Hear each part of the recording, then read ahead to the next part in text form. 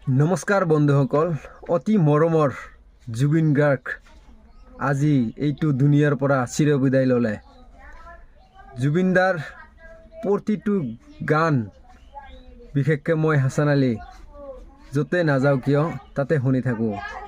বন্ধুসকল, জুবিনদাৰ সাংস্কৃতিক অনুষ্ঠান য'তে নহওক কিয় তাতে সকলোৱে আমি দৌৰি গৈছিলোঁ।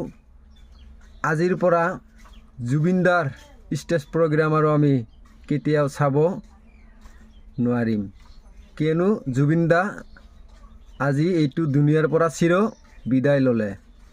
আপোনালোকে সকলোৱে জুবিনদাৰ কাৰণে প্ৰাৰ্থনা কৰিব, যাতে জুবিনদাৰ আত্মাই শান্তি লাভ কৰে, তাৰে কামনা কৰিলোঁ।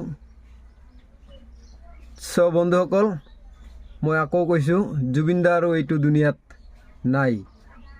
অতি মৰমৰ কণ্ঠশিল্পী জুবিন গাৰ্গ। Thank U.